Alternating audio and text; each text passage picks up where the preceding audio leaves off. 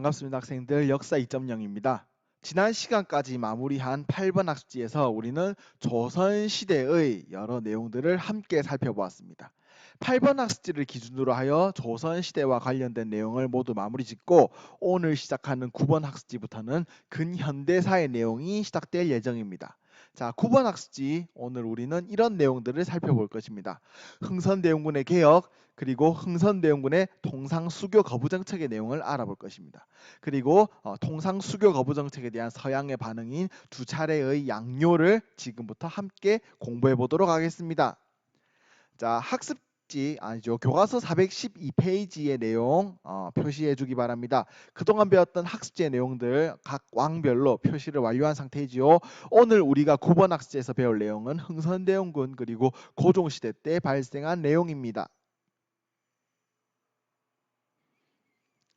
자, 본격적인 내용을 이제부터 시작해 보도록 하겠습니다. 우선 흥선대원군, 자, 고종이 집권하기 직전의 사항을 잠깐 살펴보겠습니다.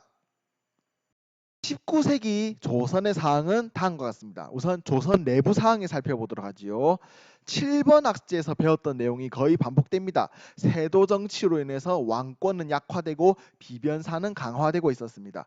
그리고 세도 정치 아래에서 삼정의 문란이 발생하고 삼정의 문란으로 인해 참다 못한 농민들이 봉기를 일으키고 있었습니다.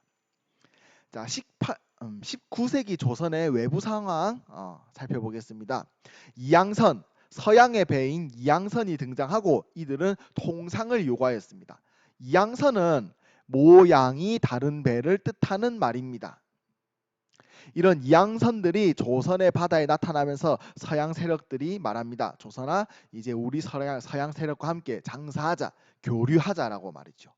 이런 상황에서 흥선대원군이 집권하고 어떤 개혁을 펼치는지를 지금부터 살펴보도록 하겠습니다. 자, 아래쪽 각주 3번을 보도록 합시다. 지난 시간 세도정치 내용을 살펴보면서 우리는 조선의 정치가 어지럽다라는 모습을 알아보았죠. 이런 상황에서 자, 1863년 고종 임금이 어린 나이에 즉위하게 되었습니다.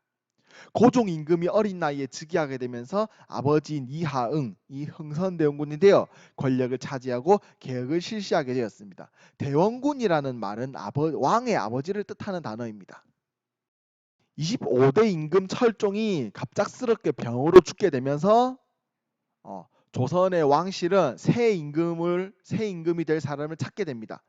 왕의 친척들을 겨우겨우 뒤진 끝에 고종이 다음 임금 자리에 오르게 됩니다. 그리고 고종이 어린 나이에 즉위하면서 아버지인 이하응이 흥선대원군이 되면서 권력을 차지하고 그동안 실시되었던 세도 정치의 잘못된 모습을 하나씩 고쳐나가게 되는 것입니다.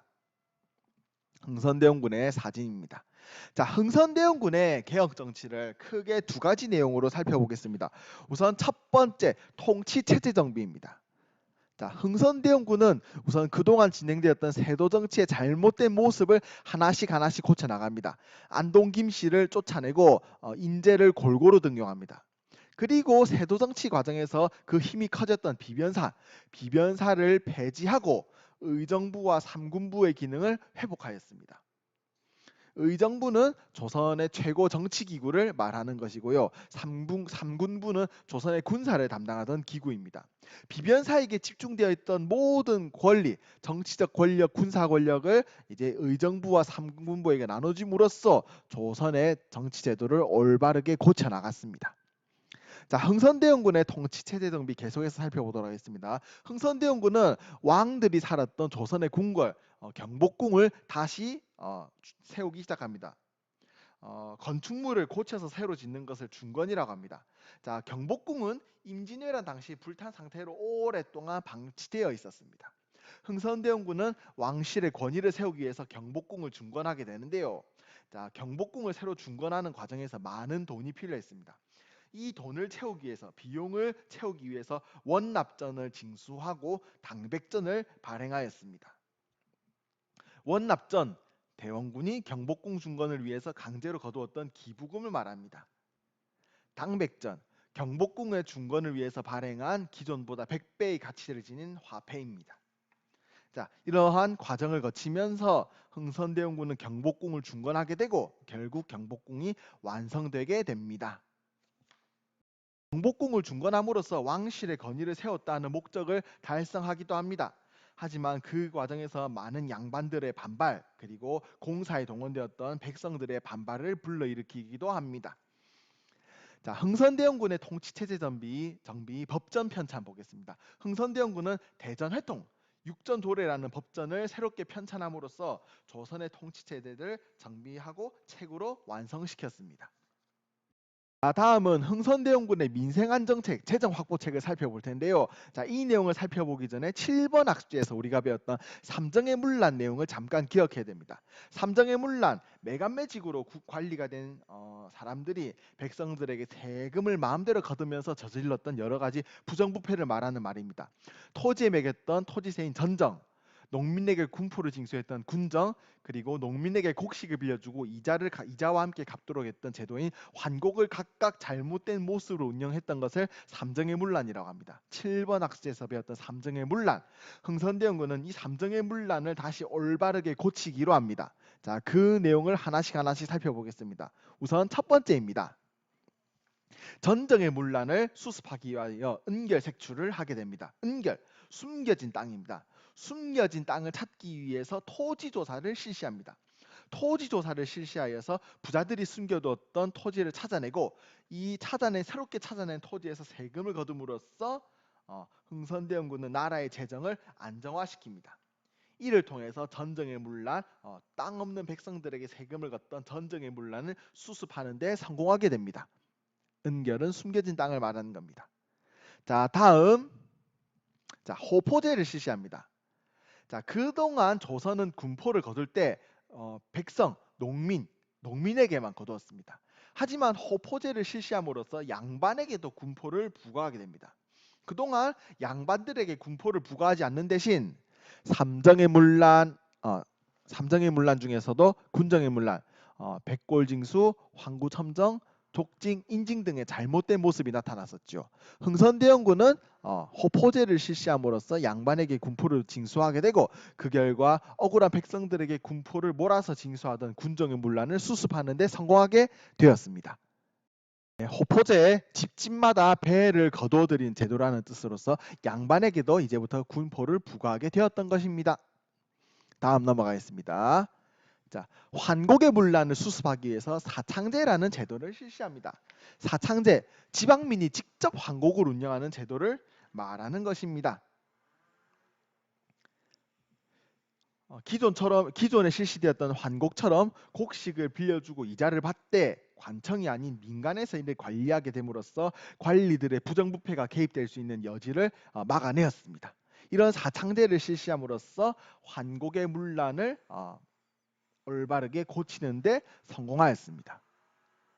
자, 흥선대원군의 민생안정책 계속해서 살펴보겠습니다. 서원 정리가 있습니다. 자, 국가재정 확보와 민생안정을 위해서 서원의 개수를 확 줄이게 됩니다. 자, 기존에 있던 학문연구기관 서원은 학문을 연구하는 대신 세금을 면제받았습니다. 하지만 그 서원의 숫자가 너무 많아서 나라에 큰 부담이 되었죠. 흥선대원군은 전국에 있던 서원 중에서 47개만 남기고 나머지는 모두 없애버림으로써 국가재정을 확보하는 데 성공하게 되는 것입니다. 자, 지금까지는 흥선대원군의 개혁, 그 중에서도 특히 조선의 내부 사항을 개혁하는 모습을 하나씩 살펴보았습니다. 자, 다음으로는 흥선대원군의 대외 정책을 알아볼 것입니다. 흥선대원군의 대외 정책을 한마디로 정리하자면 통상수교 거부 정책입니다. 19세기 조선의 사항을 우리는 살펴보았습니다. 이양선이 등장하고 통상을 요구했댔죠. 통상, 서로 교류하여 장사하는 것입니다. 서양 세력들은 조선에게 서로 교류하고 장사하면서 수교, 나라 간의 외교를 맺을 것을 요구하였습니다. 흥선대원군은 서양의 이런 통상수교 요구에 대해서 강력한 거부 의사를 밝혔습니다. 그리고 흥선대원군의 통상수교 거부 정책에 대해서 서양 세력들은 서양인들로 인해 일어난 난리를 피우게 되는 것입니다. 자, 지금부터 그 내용을 하나씩 알아보도록 하겠습니다. 자, 통상 수교 거부 정책과 양료의 여러 사건 흐름을 한꺼번에 표로 정리해 보았습니다. 우선 첫 번째 살펴보겠습니다. 1866년 1월에 발생했던 병인 양료입니다. 흥선대원군은 남쪽으로 내려오는 러시아를 견제하기 위해서 프랑스와 협력하고자 했습니다. 프랑스와 협력하기 위해서 조선에 들어와 있던 여러 프랑스 선교사, 크리스트교를 알리기 위한 사람들을 선교사라고 합니다. 프랑스 선교사를 통해서 프랑스와 협력하려고 했지만 결과적으로 실패로 끝나게 됩니다. 그리고 흥선대원군은 조선 내에 있던 여러 천주교 신자와 프랑스인 신부에 대해서 대대적인 처형 그리고 종교 탄압을 가하게 됩니다. 이 사건을 병인박해라고 이야기합니다. 자, 다음 사건 넘어가 보도록 하겠습니다. 다음 사건입니다. 1866년 7월에 발생했던 제네럴 셔먼호 사건입니다. 제네럴 셔먼이라는 미국 배가 대동강, 평양의 대동강까지 올라와서 통상을 요구했습니다. 그리고 조선은 이를 거절했습니다. 조선이 제네럴 셔먼호의 통상 요구를 거절하자 제네럴 셔먼호는 평양에 상륙하여 불을 지르고 약탈하는 모습을 보입니다. 그러자 평양 주민들은 대동강에 있는 제네럴 셔먼호를 공격하여 침몰시키게 됩니다. 제네럴 셔먼호 사건이 되겠습니다. 한편 1866년 1월에 있었던 병인박해의 소식이 프랑스에 전해집니다. 프랑스는 프랑스 선교사들이 신부들이 조선 땅에서 처형된 책임을 묻겠다 하여 군대를 보내서 조선과 전쟁을 치릅니다. 이 전쟁을 우리는 병인양요라고 부르게 되는 것입니다. 프랑스 함대는 강화도를 침략하여 정족산성 그리고 문수산성에서 조선군과 전투를 벌이게 됩니다. 프랑스 군대는 조선의 여러 군사기지가 있는 강화도를 뚫고 지나가서 조선의 수도인 한강을 따라 거슬러 올라가 조선의 수도인 한양을 공격하여 조선에게 통상수교를 요구할 계획이었습니다. 하지만 정족산성에서 양원수 장수의 활약 그리고 문수산성에서 한성근 장군의 활약 등으로 인해서 결국 강화도를 뚫지 못하고 돌아갑니다. 대신 프랑스군은 그 분풀이로 강화도에 있는 외규장각에 있는 여러 책들을 약탈해 갑니다. 이때 우리 조선의 책이었던 의궤 또한 약탈되게 됩니다. 의궤는 조선시대에 있었던 여러 가지 예의범절, 의식들에 대한 내용을 기록한 책을 말하는 것입니다. 의궤는 이때 병인양요 당시 프랑스군이 1866년에 약탈하여 가져가게 되고 2011년 우리나라 땅으로 돌아오게 됩니다. 자, 지도가 있습니다. 병인양요 당시 프랑스군의 침략 경로를 갈색깔 그리고 붉은 색깔 점선으로 표시해 놓았습니다. 정족산성에서 양은수 장수의 활약 그리고 문수산성에서 한성근 장군의 활약 등도 위치와 이름 연결해서 확인해 주기 바랍니다. 다음으로 1868년 오페르트 도굴 사건을 알아보겠습니다. 미국은 독일 상인이었던 오페르트를 통해서 조선에게 통상을 요구하였으나 조선은 이를 거부하였습니다. 그러자 오페르트는 조선이 자신들의 요구를 받아들이기 위해서는 조선이 자신들의 요구를 받아들이기 위해서는 인질, 포로가 필요하다고 생각했습니다. 이를 위해서 오페르트는 흥선대원군의 아버지였던 남영군의 무덤을 도굴하여 시체를 훔쳐가려고 합니다. 남영군의 시신을 훔쳐감으로써 조선에게 통상수교를 요구하려고 하였던 것이죠. 하지만은 결국 실패로 끝나게 됩니다. 오페르트 도굴 사건이 되겠습니다. 자, 그로부터 3년 뒤인 1871년 4월 신미양요가 발생합니다. 1866년 7월에 있었던 제네럴 셔먼호 사건에 대한 보상 및 통상 요구를 목적으로 하여 미국이 이끄는 함대가 강화도를 침략합니다. 어제현 장군이 이끄는 조선군이 광성보에서 강력하게 저항하게 되고 미군은 결국 강성보를 점령하는 데는 성공합니다. 하지만 조선군의 저항이 너무나도 격렬하였기에 미국군은 일시적으로 잠시 후퇴하여 다시 조선의 통상수교 요구할 기회를 노리기로 하고 일단 후퇴하게 됩니다. 자, 광성보 전투의 사진 그리고 당시 미군에게 포로가 된 조선 병사의 모습입니다. 1871년 신미양요 당시 어제현 장군의 깃발 수짜기가 미국군에 의해서 약탈당하게 됩니다. 장수 숫자입니다. 조선 장수를 상징하는 깃발. 당시 미국군은 이것을 BT 플래그라고도 불렀습니다. 이때 약탈되었던 어제연 장군의 장수기가 2007년 우리나라로 돌아오게 되는 것입니다. 자, 신미양요 당시 미국 함대의 침입로 파란색 점선의 위치 확인해주고 어제연 장군이 저항했던 광성보의 위치 또한 확인해주기 바랍니다. 자, 두 차례에 거친 양요, 서양의 침략인 양요를 막아낸 흥선대원군 자신감이 생깁니다. 자신감이 생긴 흥선대원군은 전국 각지에 통상수교 거부의 뜻을 알리는 비석을 설치합니다. 이 비석을 우리는 척화비라고 부릅니다. 척화비에는 이러한 내용이 새겨져 있습니다. 서양 오랑캐가 침략해왔을 때 싸우지 않는 것을 화친하는 것이고 화친을 주장하는 것은 나라를 파는 것이다 라고 말입니다. 흥선대원군은 서양과의 통상수교를 거부하는 뜻을 전국에 널리 알리기 위해서 척화비를 각 지역에 설치하게 되는 것입니다. 자, 교과서 정리하기 진행하도록 하겠습니다.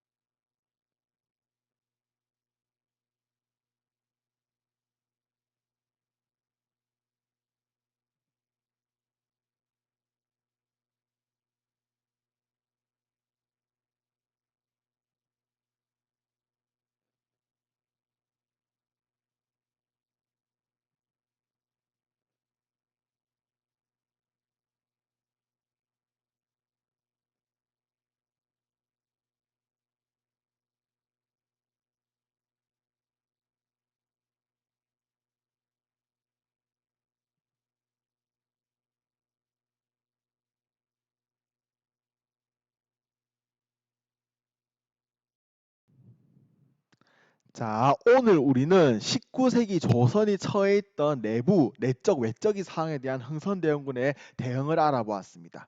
세도 정치로 인해 삼정의 문란, 농민봉기가 발생하고 있는 상태에서 흥선대원군의 개혁 정책을 알아보았습니다. 19세기 조선 외부에 서양 세력의 이양선이 등장하면서 통상수교를 요구하는 상황에서 흥선대원군의 통상수교 거부 정책과 이에 따른 두 차례의 양요, 병인양요 그리고 신미양요를 알아보았습니다. 자, 다음 시간에는 1876년 일본에 의해서 조선이 드디어 문을 열게 됩니다. 이때의 조약을 강화도 조약이라고 하죠. 최초의 근대적 조약인 강화도 조약의 내용 그리고 서양 세력과의 최초의 조약, 조미수호 통상조약의 내용을 함께 살펴보겠습니다. 오랜 기간 동안 외부 세력에게 닫혀있던 조선은 강화도 조약 그리고 조미수호 통상조약을 통해서 드디어 세상과의 접촉을 시작하게 됩니다.